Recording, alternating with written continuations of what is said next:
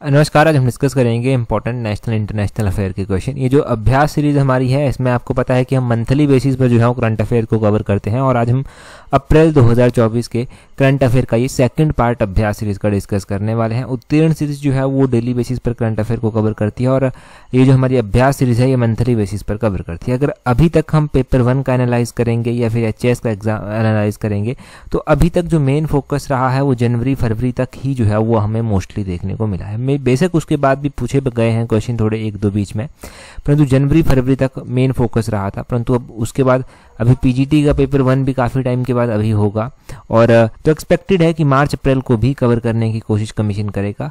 परंतु फिर भी चाहे कुछ भी कवर किया जाए हमें तो ओवरऑल ही पढ़कर चलना है लास्ट का 7-8 महीनों का, और अप्रैल 2024 का आज यहाँ पर कवर होने वाला है। क्वेश्चन नंबर 1 से डिस्कशन को स्टार्ट करेंगे। बोलते हैं according to the recent Asian Development Bank report what is the expected growth rate of the Indian economy in 2024-2025। तो बोलते हैं कि हाल ही में एशियन डेवलपमेंट बैंक की रिपोर्ट के अनुसार 2024-25 में भारत की अर्थव्यवस्था जो है वो कितनी अपेक्षित है कि कितनी ग्रो जो है वो करेगी, उसकी वृद्धि दर जो है वो क्या रहने वाली है। तो इंडियन इकोनॉमी की अगर हम बात करें तो इंडियन इकोनॉमी की जो ग्रोथ रेट है वो 7.0% रहने वाली है। ऑप्शन सी जो है वो सही आंसर है। ये है एशियन डेवलपमेंट बैंक की एनालिसिस। यहाँ पर देखना एशियन डेवलपमेंट बैंक का ये अप्रैल 2024 तक का आंकड़ा है कि अप्रैल 2024 में ये एक आउटलुक इसके द्वारा दी गई और इसमें जो है वो इंडिया की जीडीपी ग्रोथ रेट को जो है वो रिवाइज किया गया। फाइनेंशियल ईयर 2025 में ये 7% रहने का अनुमान है और ये अगर हम पिछले साल के साथ कंपेयर करेंगे तो 6.7% जो है वो पिछले डाटा के अनुसार जो था ये अनुमानित थी, अब इसको इंक्रीज कर दिया गया। एशियन डेवलपमेंट बैंक की इसी रिपोर्ट के अनुसार जो है वो 7.6% जीडीपी ग्रोथ थी 2023-24 में और 7.2% है 2025-26 के लिए।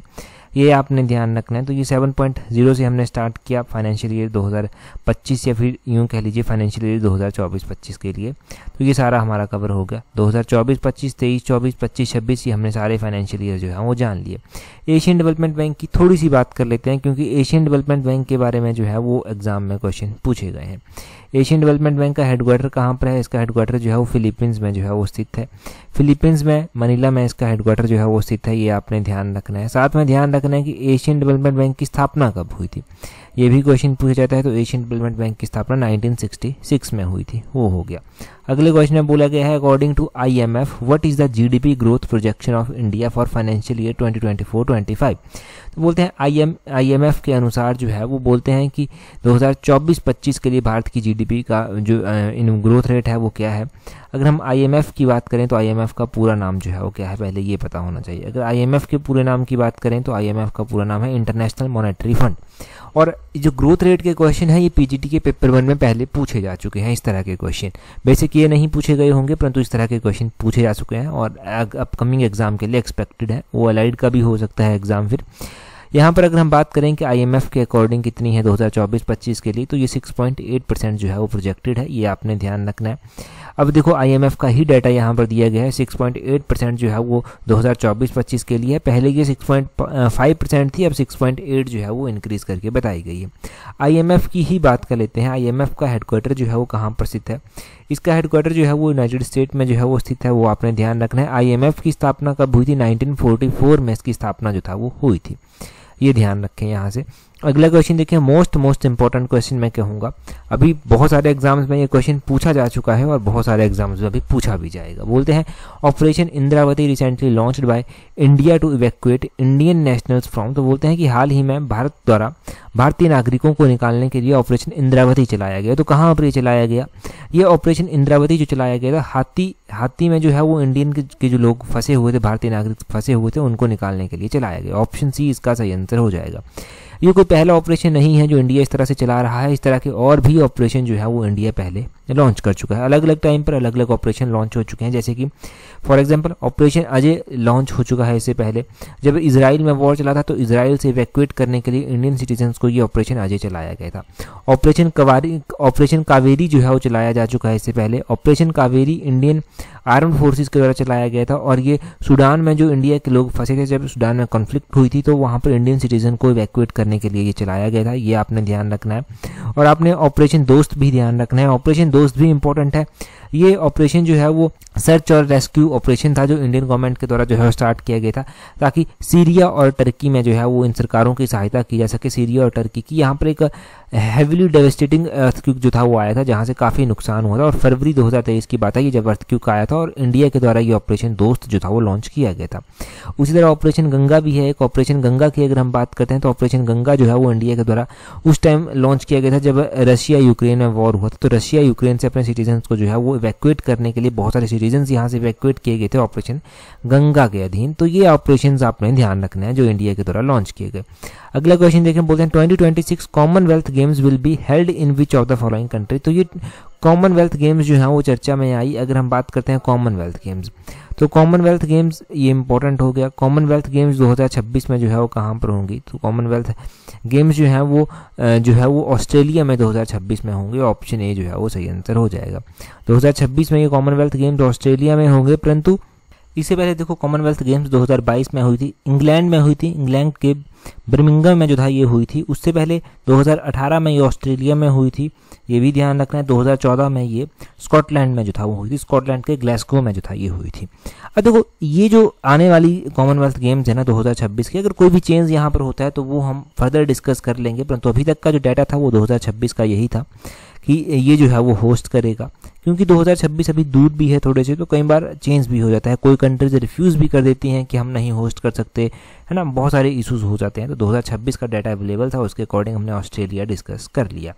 यहाँ पर वही लिखा गया है 2026 के जो कॉमनवेल्थ गेम्स होंगे वो विक्टोरिया ऑस्ट्रेलिया में होंगे मार्च 17 से लेकर मार्च 19 2026 तक, ये भी यहाँ पर लिखा गया है। आगे देखिए क्या बोलते हैं, आगे बोलते हैं Hakki Pikki tribe found in which state. तो ये हक्की पिक्की ट्राइब भी काफ़ी चर्चा में, हक्की पिक्की ट्राइब जो है वो अगर चर्चा में थी तो आपने ध्यान रखना है कि हक्की पिक्की ट्राइब कौन से स्टेट में ये रहती है, कौन सी स्टेट में पाई जाती है।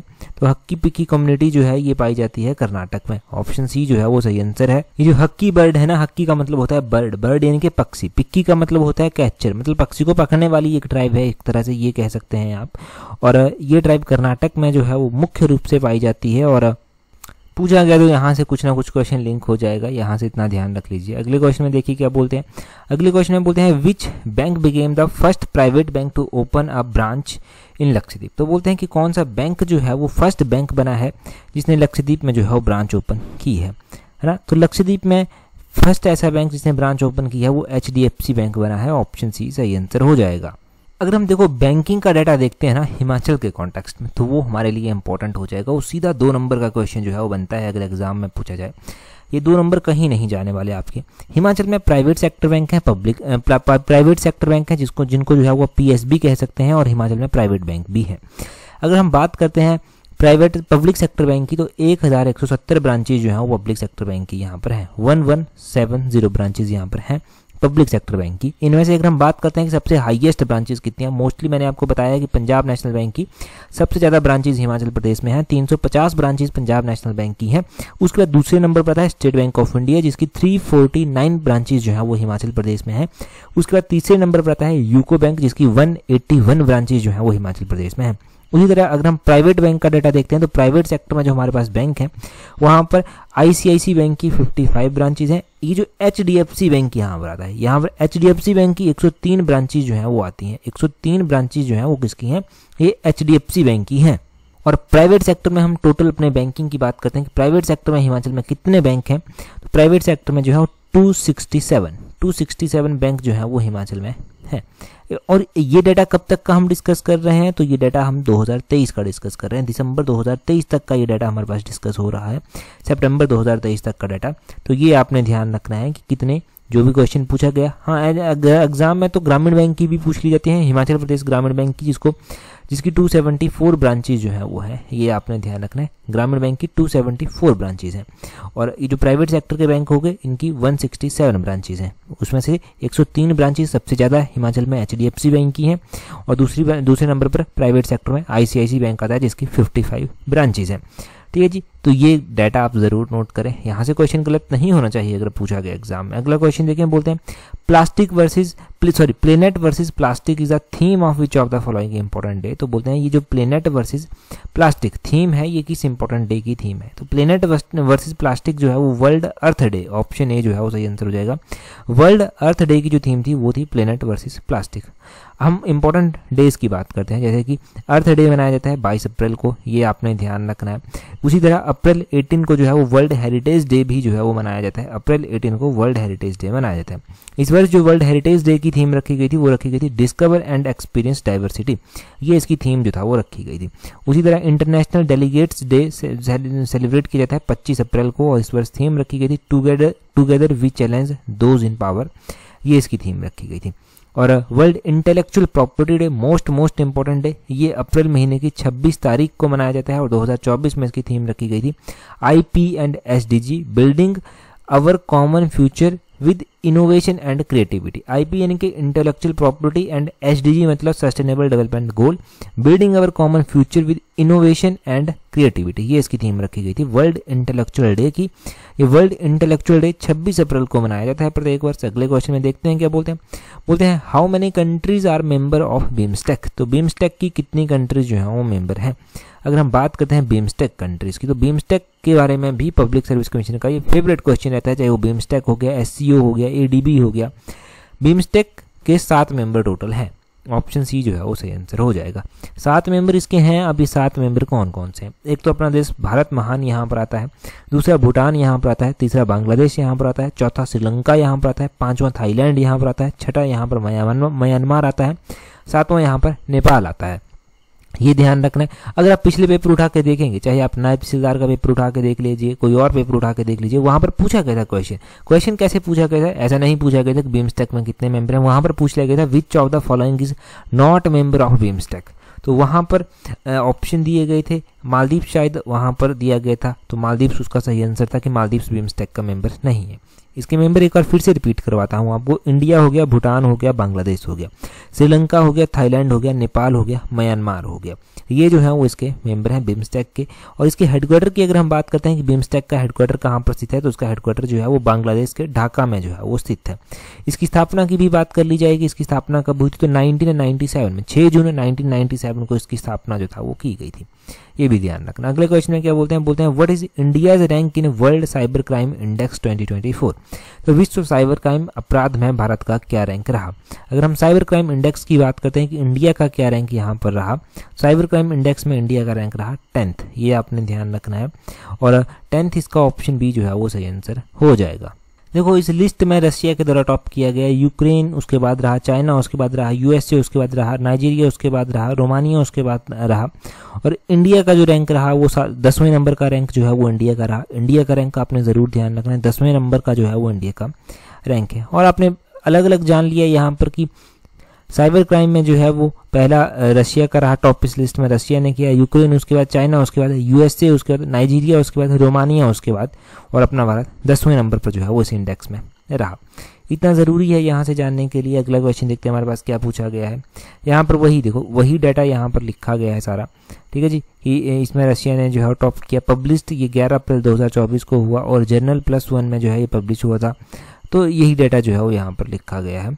स्कोरिंग भी यहाँ पर लिखी गई है कि क्या क्या स्कोरिंग रही। अगले क्वेश्चन में देखिए क्या बोलते हैं Laureus World Sportsman of the Year Award 2024 given to. तो बोलते हैं Laureus World Sportsman of the Year Award 2024 किसे दिया गया।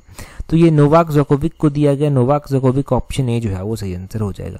नोवाक जोकोविक जो है ये इंपॉर्टेंट प्लेयर है, इनके बारे में भी क्वेश्चन जो है वो बन जाता है। तो क्या क्वेश्चन इनके बारे में बनता है। नोवाक जोकोविक जो है वो कौन सी कंट्री के प्लेयर हैं, सर्बिया कंट्री के जो है ये प्लेयर हैं, ये आपने ध्यान रखना है, ये सर्बिया के जो है वो प्लेयर हैं। और दूसरा आपने ये ध्यान रखना है कि कौन से खेल से जुड़े हुए हैं। तो खेल का तो आपको पता ही है कि ये टेनिस प्लेयर जो है वो हैं, तो उसमें कोई डाउट नहीं रहना चाहिए आपको कि कौन से ये प्लेयर है। 2023 या 2024 में इनके द्वारा कोई अवार्ड जीता गया हो तो इनके द्वारा US ओपन टाइटल जो है वो जीता गया है। इनके द्वारा जो है वो ऑस्ट्रेलियन ओपन टाइटल जो है वो जीता गया है। तो ये 2023 में इनके द्वारा जीते गए हैं। फ्रेंच ओपन भी इनके द्वारा ही जीता गया है, ये भी आपने ध्यान रखना है। यहाँ पर देखो बिल्कुल भी कंफ्यूज मत हो जाना कि फ्रेंच ओपन 2023 में किसके द्वारा जीता गया, 2024 में किसके द्वारा जीता गया। फ्रेंच ओपन 2023 में जीता गया था किसके द्वारा, नोवाक जोकोविक के द्वारा। और 2024 की अगर हम फ्रेंच ओपन की बात करते हैं तो 2024 के जो करंटली विनर हैं अभी वो कौन है, वो कार्लोस अल्काराज है। कार्लोस अल्काराज का नाम आपने ध्यान रखना है। ये जो है कार्लोस अल्काराज जो है वो कौन सी कंट्री से संबंध रखते हैं, तो ये स्पेन के एक इंपॉर्टेंट टेनिस प्लेयर हैं, स्पेनिश प्लेयर हैं, ये आपने ध्यान रखना है इनका। और 2024 के ये विनर हैं। और 2024 के अगर आप ऑस्ट्रेलियन ओपन के विनर देखेंगे तो वो कौन होंगे, वो जानिक सिनर हैं, ऑस्ट्रेलियन ओपन 2024 के विनर। जानिक सिनर 2024 ऑस्ट्रेलियन विनर के जो है वो विजेता है, ये आपने ध्यान रखना है। ऑस्ट्रेलियन ओपन 2024 के विजेता है। ये नाम जो मैंने बताया ये इंपॉर्टेंट है, इनको नोट करना है। अगले क्वेश्चन में देखते हैं हमारे पास क्या पूछा गया है। यहाँ पर ना अलग अलग अवार्ड्स दिए गए हैं। वैसे तो यहाँ पर क्या क्या दिया गया है, यहाँ से Lawrence world Sportsman of the Year award Novak Djokovic को दिया गया है, ये लिखा गया है।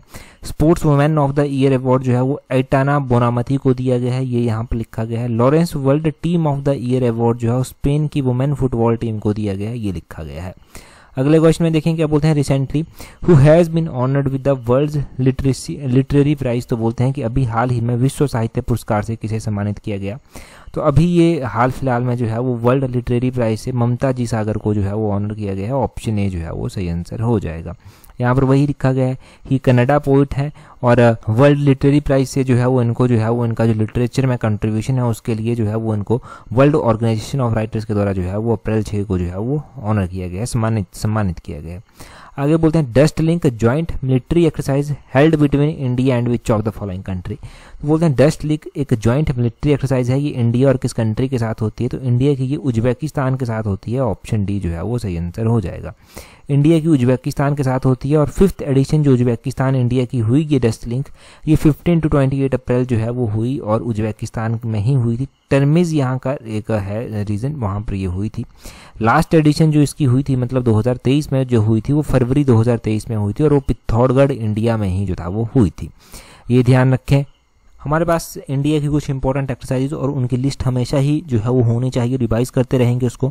जैसे कि एक्सरसाइज पिच ब्लैक जो है वो ऑस्ट्रेलिया के साथ जो है वो होती है। एक्सरसाइज इक्विवेरियन जो है वो मालदीव्स के साथ होती है। एक्सरसाइज नोमैडिक एलिफेंट जो है वो मंगोलिया के साथ होती है, वो आपने ध्यान रखनी है।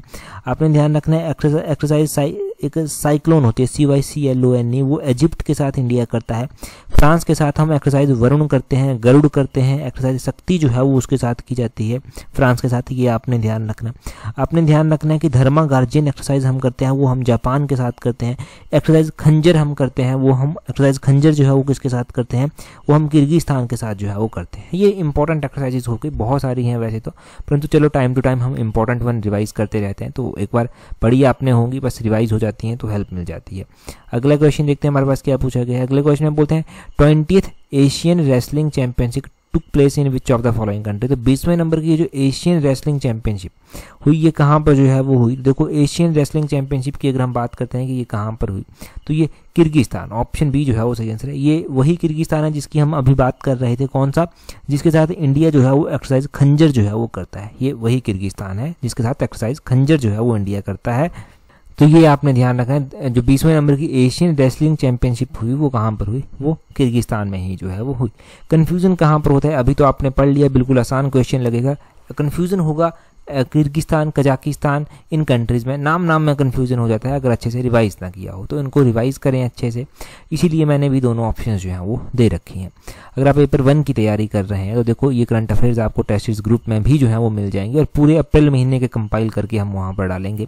और इसके अलावा कुछ और प्रीवियस टेस्ट सीरीज के अलावा भी आपको बहुत सारा कंटेंट मिल जाएगा, चाहे वो पेपर 1 की टेस्ट सीरीज क्यों ना हो, चाहे वो अलाइड सर्विसेज की टेस्ट सीरीज क्यों ना हो। अगर आप तैयारी कर रहे हैं पेपर 1 के लिए तो पेपर 1 के लिए बहुत ही लिमिटेड टाइम आपके पास बचा हुआ है। अच्छे से टेस्ट सीरीज प्रैक्टिस कीजिए। टेस्ट सीरीज के लिंक नीचे डिस्क्रिप्शन बॉक्स, कमेंट बॉक्स में जो है वो दिए गए हैं, वहाँ से अवेल कर लेना। और डेफिनेटली अगर अच्छे से प्रैक्टिस करेंगे, कॉन्फिडेंस के साथ पेपर को देंगे, तो पेपर 1 से तो आपको पास होने से कोई नहीं रोक सकता। ठीक है जी, अगला क्वेश्चन देखते हैं हम क्या पूछा जाता है हमसे। अगले क्वेश्चन में बोलते हैं, यहाँ पर बोलते हैं रिसेंटली, यहाँ पर ये दिया गया है एक सैटेलाइट का नाम क्यूकियारो, ये दिया गया है क्यूकियाओ, ये क्यूकियाओ सेकंड है, ये रिले सैटेलाइट है, ये लॉन्च किया गया है किस कंट्री के द्वारा, तो ये लॉन्च किया गया है अभी हाल फिलहाल में चाइना के द्वारा। ऑप्शन ए जो है वो सही आंसर हो जाएगा। अगर मैं सैटेलाइट की बात करूं तो जनवरी महीने का एक्सपो सैटेलाइट एक्सपोसैट सैटेलाइट जो था हमारा वो हमने पढ़ लिया था, एचएएस में पूछा गया वहाँ से क्वेश्चन, हमने एक क्वेश्चन डिस्कस किया था एचएएस में, वहाँ से 2 क्वेश्चन बने, मतलब सीधा 4 नंबर का क्वेश्चन वहाँ से बना, और वो कहीं नहीं जाता था क्वेश्चन आपका, वहाँ से 4 नंबर आपके बिल्कुल पक्के थे। ठीक है, एक्सपोसैट का आपने ध्यान रखना है, एक्सपोसैट के द्वारा ये आपने ध्यान रखना है क्योंकि ये आओ सेकंड, ये चाइना का जो है वो सैटेलाइट है। कुछ और भी ऐसे सैटेलाइट हैं जो अभी हाल फिलहाल में चर्चा में थे, जैसे कि रशिया ने सक्सेसफुली जो है वो अंगारा A5 स्पेस रॉकेट को जो है वो टेस्ट किया है, और ये जो है वो रशिया के द्वारा जो है वो वोस्टोची कॉस्मोड्रोम में जो है वो किया गया है। अभी देखो प्रधानमंत्री नरेंद्र मोदी भी मॉस्को की यात्रा पर जाएंगे, तो वो भी इंपॉर्टेंट इवेंट आपके लिए एक हो जाएगा एग्जाम पॉइंट ऑफ व्यू से। उसी तरह नासा के द्वारा जो है वो एक Dragonfly rotorcraft mission जो है वो लॉन्च किया गया है। सेचुरन का जो मून है ना टाइटन, वहां पर ये लॉन्च किया गया, ये आपने ध्यान रखना है। इसरो के जो चेयरमैन है एस सोमनाथ, उनके द्वारा ये कहा गया कि इसरो को जो स्पेस हमारा है ना वो हम डेब्रिस फ्री बना देंगे 2030 तक। डेब्रिस मतलब वहाँ पर कचरा नहीं होगा। स्पेस में भी कचरे की बहुत दिक्कत है, बहुत सारे सैटेलाइट जाते हैं, उसके बाद जब उनका काम खत्म हो जाता है तो वो वैसे ही वहाँ पर रिवॉल्व करते रहते हैं और बहुत सारी दिक्कत कई बार वहाँ से होती है क्रिएट। तो उसको भी कचरा फ्री बनाने की जो है वो कोशिश की जा रही है। जैसे ऐसे सैटेलाइट लॉन्च किए जा रहे हैं कि जब काम खत्म हो जाए तो वो वैसे ही खत्म हो जाए, उनका काम भी वो भी खत्म हो जाए। तो बहुत सारी सर्च जो है वो इसमें की जा रही है। तो इसरो ने कहा कि हम 2030 तक, ये भी क्वेश्चन बनेगा, 2030 तक जो है वो स्पेस को जो है डेब्रिस फ्री बनाने के लिए जो है कोशिश करेंगे। तो इसरो के चेयरमैन एस सोमनाथ हैं, वो भी आपने यहाँ से नोट करना है। नेक्स्ट क्वेश्चन देखते हैं। नेक्स्ट क्वेश्चन में क्या बोलते हैं, ये तो है ही 2 नंबर का क्वेश्चन सीधा। बोलते हैं which of the following is the rank of Maharashtra in Swachh Survekshan 2023। स्वच्छ सर्वेक्षण 2023 में महाराष्ट्र का क्या रैंक था? अगर हम स्वच्छ सर्वेक्षण 2023 में रैंक की बात करें तो महाराष्ट्र का पहला रैंक था। ऑप्शन ए जो है वो सही आंसर हो जाएगा। हम कुछ और इंपॉर्टेंट स्टेट्स के रैंक जानेंगे, सिटीज़ के रैंक जानेंगे यहाँ से। उससे पहले अगर आप एलाइड सर्विसेज की तैयारी कर रहे हैं तो एलाइड सर्विसेज के लिए लिमिटेड टाइम बचा है। वो एचएएस का एग्जाम अभी हो चुका है, अब आने वाला एग्जाम एलाइड सर्विसेज का ही है, और इसके लिए दिन रात एक करके मेहनत कीजिए। जिनका एचएएस का अच्छा हुआ है वो मेंस के लिए तैयारी कीजिए, जिनको लगता है कि थोड़ी सी कमी रह गई तो वो जो है वो एलाइड सर्विसेज के लिए तैयारी कीजिए। डेफिनेटली एग्जाम बहुत अच्छा जाने वाला है फिर आपका, बशर्ते खुद से हार्डवर्क करना ही पड़ेगा। हम बात कर रहे हैं स्वच्छ सर्वेक्षण 2023 की। स्वच्छ सर्वेक्षण 2023 में हमने देखा पहला रैंक महाराष्ट्र का रहा, दूसरा रैंक मध्य प्रदेश का रहा, तीसरा रैंक छत्तीसगढ़ का रहा, चौथा रैंक उड़ीसा का रहा, 5वां रैंक तेलंगाना का रहा, 6ठा रैंक रहा आंध्र प्रदेश का, और 7वां रैंक जो कि एग्जाम में भी पूछा गया वो पंजाब का रहा। एग्जाम में पूछा गया था कि पंजाब का कौन सा रैंक था, तो पंजाब का 7वां रैंक था। 8वां रैंक गुजरात का था, 9वां रैंक उत्तर प्रदेश का था, 10वां रैंक तमिलनाडु का यहाँ पर था। तो ये आपने जान लिया। पंजाब का रैंक देखो रैंडमली पूछ लिया गया ना, पंजाब का रैंक आप कहाँ पर याद करोगे? आप तो हिमाचल का रैंक याद कर लोगे, कोई और स्टेट याद कर लोगे, परंतु यहाँ पर तो पंजाब का रैंक पूछ लिया गया था। पंजाब का रैंक 7वां था। हिमाचल का रैंक अगर पूछा जाए तो हिमाचल का 18वां रैंक, 18th रैंक हिमाचल का जो है वो स्वच्छ सर्वेक्षण 2023 में जो है वो रहा है। ये आपने ध्यान रखना है। अब हम इंपॉर्टेंट सिटीज़ की बात कर लेते हैं, जो कि मोस्ट इंपॉर्टेंट क्वेश्चन है। इंपॉर्टेंट सिटीज़ में अगर हम पहला रैंक बात करते हैं तो इंदौर और सूरत को पहला रैंक जो है वो क्लीनेस्ट सिटी में जो है वो मिला स्वच्छ सर्वेक्षण इंडेक्स, स्वच्छ सर्वेक्षण अवार्ड 2023 में। कौन सी? इंदौर और सूरत। अगर हम बात करते हैं कि तीसरा रैंक किसका रहा, देखो पहला रैंक रहा किसका? इंदौर और सूरत का। दूसरा रैंक खाली रह गया, दूसरा रैंक किसी का नहीं रहा। तीसरा रैंक रहा सीधा चलकर नवी मुंबई का। ये आपने ध्यान रखना है। और उसी तरह आपने ध्यान रखना है कि क्लीनेस्ट कैंटोनमेंट बोर्ड का जो क्लीनेस्ट कैंटोनमेंट बोर्ड का अवार्ड दिया गया वो मोहो MHOW मोहो जो है ना, ये कैंटोनमेंट बोर्ड को दिया गया। ये कहाँ पर पड़ता है? ये मध्य प्रदेश में जो है मोहो पड़ता है। ये आपने ध्यान रखना है, इसको दिया गया। क्लीनेस्ट गंगा टाउन में जो क्लीनेस्ट गंगा टाउन है वो वाराणसी को जो है वो रैंक मिला। ये आपने ध्यान रखना है। तो इस तरह के इंपॉर्टेंट इंडेक्स अगर कुछ भी पूछे जाए, स्टेट वाइज सिटी वाइज कुछ भी पूछा जाए ना, तो थोड़ा थोड़ा याद होना चाहिए, पता होना चाहिए, ताकि आप एग्जाम में अच्छे से क्लिक कर पाएं। क्वेश्चन देखें जी, क्वेश्चन बहुत ही इंपॉर्टेंट है। बोलते हैं who has been appointed as 26th chief of Indian Navy, की अभी हाल फिलहाल में भारतीय नौसेना के 26th नंबर के जो चीफ बने हैं वो किसको नियुक्त किया गया है? 4 ऑप्शंस आपके पास दिए गए हैं, आपने कमेंट करके अभी आंसर बताना है कि वाइस चीफ जो है वो इंडियन नेवी का 26th नंबर का किसको बनाया गया है। अभी कल परसों भी मैं बता रहा था, परंतु इससे पहले का जो अप्रैल महीने का इससे पहले जो इसी सीरीज़ का पार्ट है ना, अभ्यास सीरीज़ का जो पार्ट है, उसमें भी मैंने आपको ये बताया है। तो अभी आप कमेंट करके जल्दी से बता दीजिए। आज की इस वीडियो में इतना ही है। That's all for today. Thank you very much for watching and listening it very patiently.